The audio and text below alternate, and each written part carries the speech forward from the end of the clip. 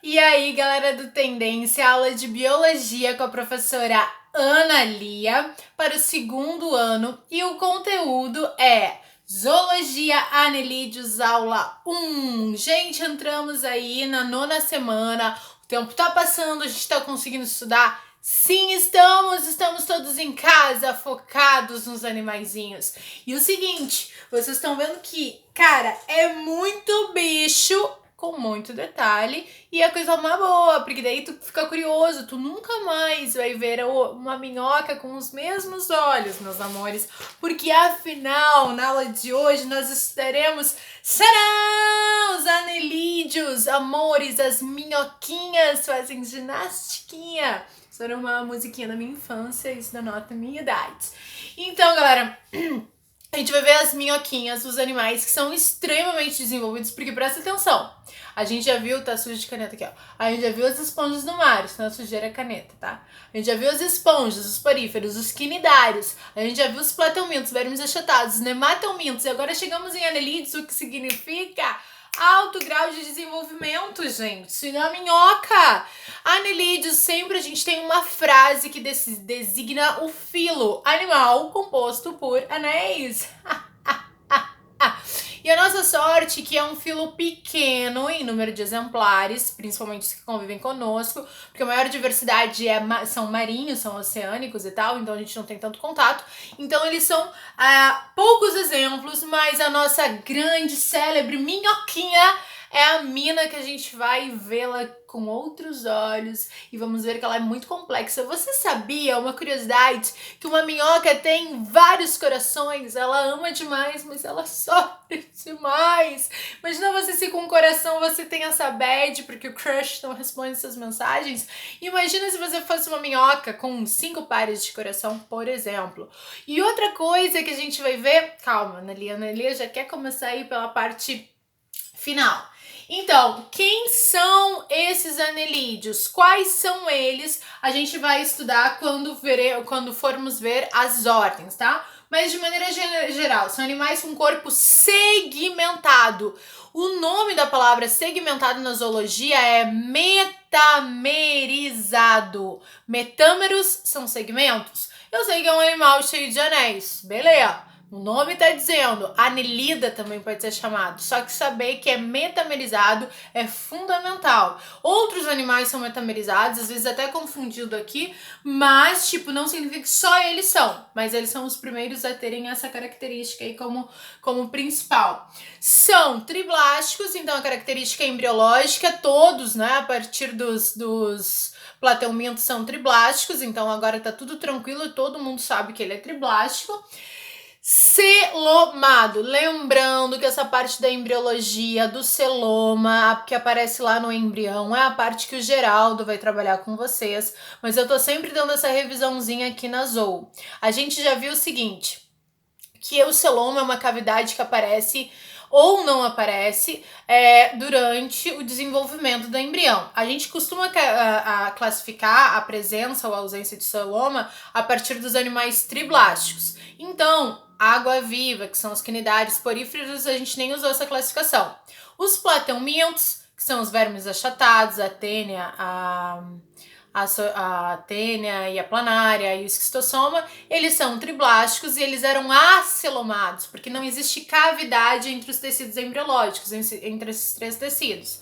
Depois veio os nematelmintos, que são as lombrigas, os vermes cilíndricos, né, o oxiura, etc e tal, e a gente viu que eles são pseudocelomados, eles têm uma falsa cavidade.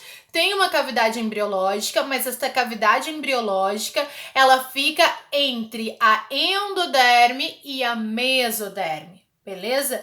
E aí a gente vai ver os celomados, que a partir aqui dos anelídeos, todos os animais são, tu não tem mais novidade.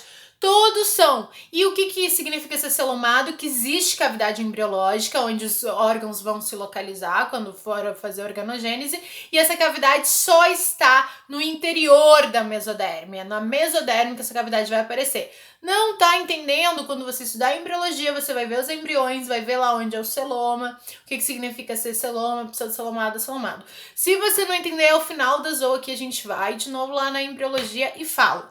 Mas, por termos de classificação, tu tem que saber que os anelídeos são os primeiros a ter essa característica cesselomado. A partir daqui todos são. Beleza? Fechou? Então vamos aí.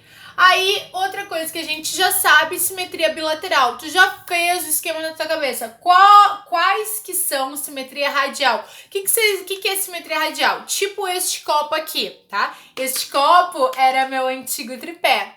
Mas, pra quem viu meus stories, hoje eu estou aqui dando uma de blogueirinha. E observem o meu olhinho, tem um redondinho aqui, ó, porque eu tô com um ring light, que a Janice me emprestou, porque ela está por aqui, mas eu vou comprar um. Então eu não estou, tem tripé, tem tudo, tá tudo muito profissional.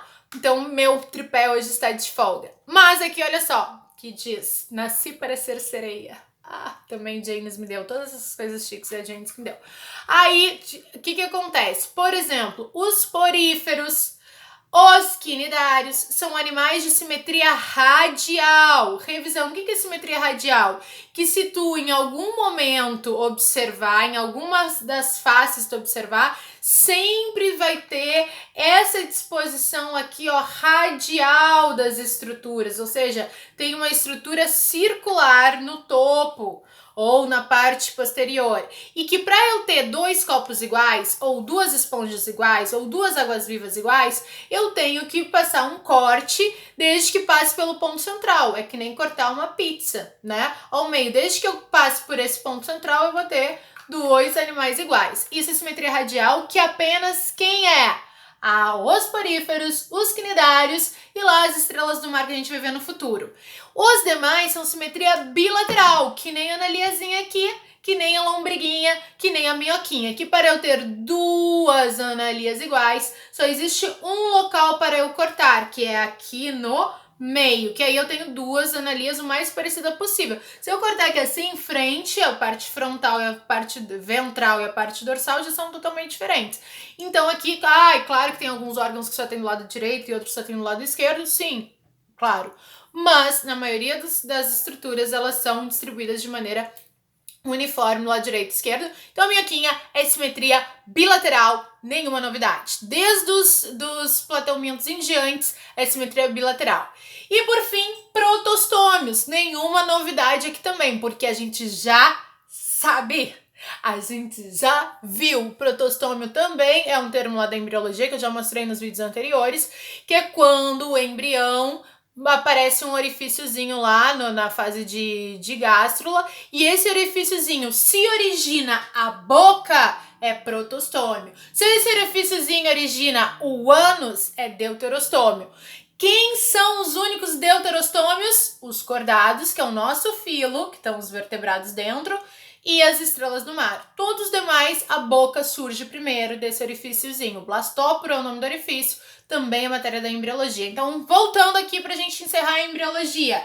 Eles são triblásticos, como os plateumintos, nematelmintos, anelídeos são triblásticos. São os primeiros, a nota bem grande, a ser celomados, ou seja, ter cavidade embriológica verdadeira, cavidade no meio da mesoderme. São bilaterais, iguais aos plateumintos, nematelmintos, são bilaterais só para ter duas partes iguais, só existe um local onde cortar. E são protostômios, a boca surge primeiro, assim como os plateumintos, nematelmintos e quase todos os animais, ok? Os quinidários a gente não considera protostômio, deuterostômio, porque eles não são triblásticos, tá? Então a gente só começa a considerar a partir dos plateumintos essa classificação. Beleza? Fechou? Características embriológicas já era. Habitat dos anelídeos, vida terrestre, vida aquática, principalmente a gente tem aqueles que vivem em lugares no mar, no oceano, que é o caso das nereias, que a gente já vai ver. E a gente tem os de água doce, tipo as sanguessugas também, algumas nereias também podem ser. E as minhoquinhas que são terrestres, que a gente vai falar tudo sobre minhoca.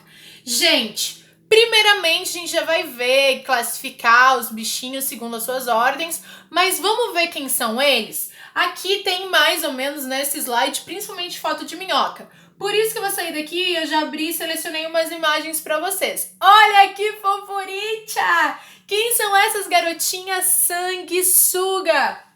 Animais cheios de metâmeros, cheios de segmento, Só que eles não são iguais a minhocas, né? Porque eles vão se diferenciar aí porque elas são parasitas. É o exemplo de anelídeo parasita, ectoparasita. O que significa ectoparasita? Que se prende do lado de fora do hospedeiro, sugando o seu sangue para sobreviver. Os outros não são ectoparasitas, são predadores ou comem restos de alimento, mas de vegetais principalmente, mas esses aqui são os ectoparasitas. As sanguessugas, já veremos como que elas são classificadas nos próximos vídeos. Aqui duas minhoquinhas fazendo filhinhos. E aqui as nereis, gente. Nereis são animais marinhos. Esses animais marinhos, eles são, já vamos explicar por que eles estão aí classificados, são todo metamerizados e por que o que o faz diferente das minhocas, veremos, tá? Esses animais aqui são bastante curiosos, inclusive nos próximos vídeos, quando a gente estudar no próximo vídeo, quando a gente vê a ordem e o nome direitinho, bonitinho, a gente vai ver ela atuando, ela no meio ambiente natural dela. Beleza? E, meu Deus, pelo amor de Deus, a minhoquinha, que todo mundo conhece uma minhoca. Se não conhece uma minhoca, não se apresente, tá? Aqui temos várias fotinhas de minhoca. Aqui tem umas representaçõezinhas, aqui tem até uma fotografiazinha de uma nude branque, que quem é mergulhador sabe que a gente chama de lesminhas do mar, mas tem nude branque que é platelminto, tem nude branque que é molusco, tem nude branque que é anelídeo, tá? O que é muito comum? Quem é mergulhador, a gente entra no mar e a gente não sabe, tipo, a gente viu no livro um exemplo de anelídeo, um exemplo de platelminto, e aí quando a gente chega lá e vê um animal que nunca tinha visto antes, a gente fica tentando olhar, enxergar as características principais daquele ser e tentar classificar nos grupos. Ele tem anéis, ele tem isso, ele tem aquilo, e aí a gente fica quebrando a cabeça, às vezes é fácil a identificação e às vezes é um pouquinho complicado. Mas aqui agora fechou, vimos a introdução em embriologia e próximo a gente vai ver a classificação do grupo e anatomia e fisiologia. Vem comigo!